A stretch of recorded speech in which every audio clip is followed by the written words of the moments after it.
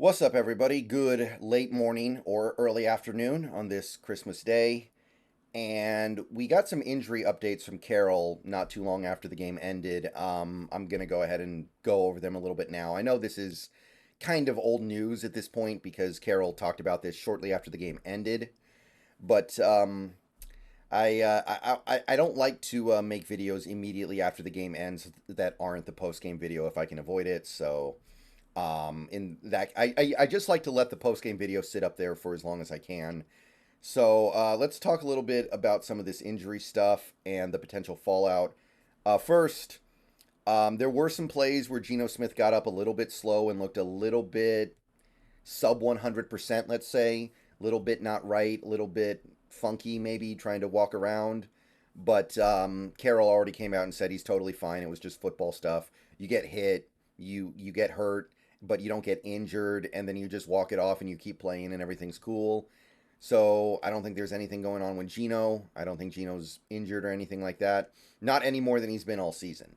And realistically, Geno's been through quite a few different things this year to the point where he's probably been playing through stuff all year. Well, ever since the Giants game. So I'm not going to act like he's 100%, but I'm not getting the sense there's any possibility of him missing a game or even practice. So that's good news. As for the things that actually did happen in that game, the big one right now, Jordan Brooks, twisted ankle, status is uncertain. Carroll basically just said we'll see. Um, I do think that not having Jordan Brooks in that game was part of the problem with our run defense. I don't think Devin Bush played all that well. Not that I'm upset at Devin Bush. He's a backup for a reason. He's not supposed to be put in that. He's not supposed to be put in that position. And there's going to be a downgrade when you go from Jordan Brooks to Jordan Brooks' backup. And Jordan Brooks has been really good this season overall. I think he's somebody who has really surprised me in a positive way. And when you lose him, there's going to be some fall off. But I am concerned about Brooks because he's been kind of taking a lot of strays throughout this season, and he's now had multiple games this year where he gets hurt in the middle of the game and comes out and doesn't come back, and it feels like he's probably at the point where he's really just having to work extra hard to grind through this stuff. And if he tries to play again this year, I wonder how much he'll be able to actually bring on the field. So not feeling great there. But the good news is Carroll didn't say it was legit. He didn't say it was serious. He just said we'll see. So maybe he'll be fine. Like, he surprised me before. Brooks is a fast healer. He's got the real Wolverine blood. Russell Wilson doesn't have Wolverine blood. I think Jordan Brooks does, though, or something. He came back from a 12-month injury in like 7 months, and then he came back from an injury that he sustained against the Cowboys in less than a week. And I don't know. I'm not counting him out, but I do think that as much as our defense can't really get that much worse than it is right now because it's a bad defense, I do want him out there because I do think the little bit of good stuff that we do have going right now can largely be attributed to him. So that's the big one. The other one that is worth watching would be Damian Lewis, sore knee. I don't know how much time he missed in this game. I'll have to see the snap counts, but he did come out of that game a little bit worse for wear. So there certainly exists some possibility that Damian Lewis is not going to be 100%, and maybe even some kind of possibility that he can't go next week. And we don't really have a left guard to replace him is the scary thing. Like, we have not really done anything to even get a backup in there, much less somebody to push him. So if that happens, we might be bumping Evan Brown over, or we bump Phil Haynes over if he's back from his injury, and then we either play Oluwatimi or we just go with the Phil Haynes and Phil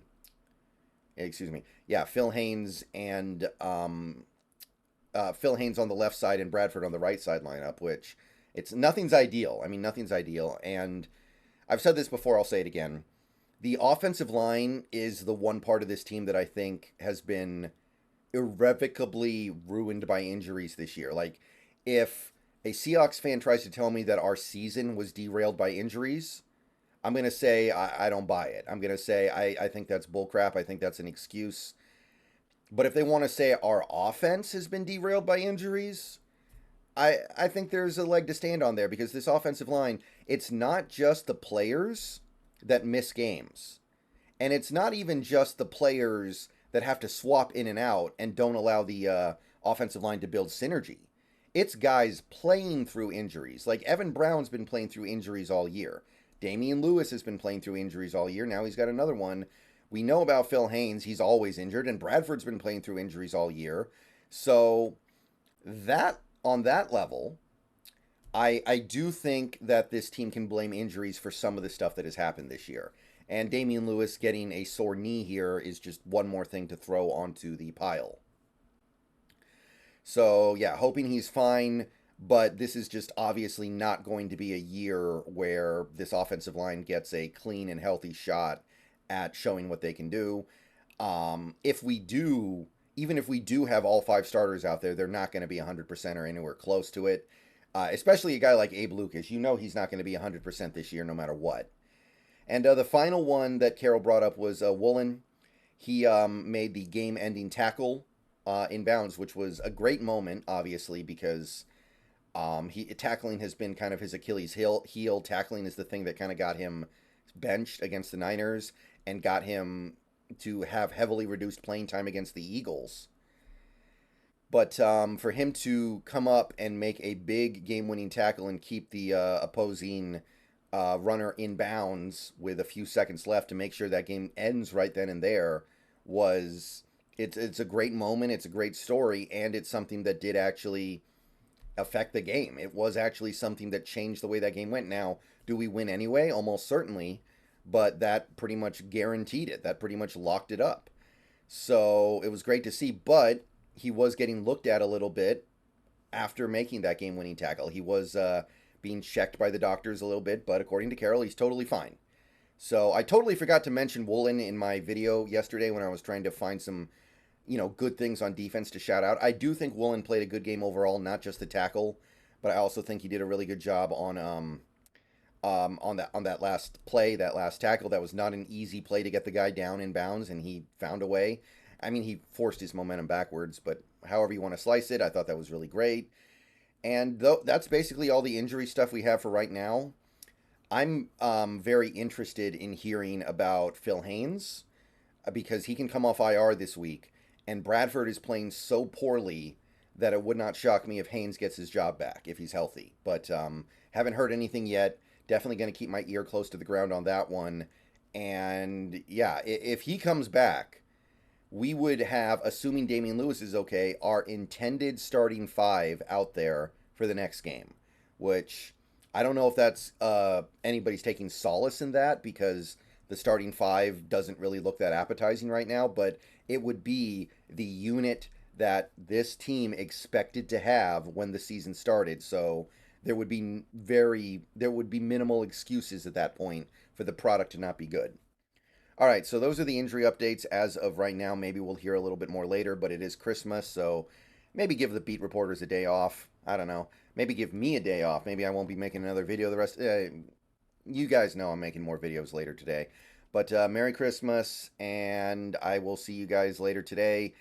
Snap Count Monday coming up. I'll make another video if it needs to be made. And yep, everyone have a good day.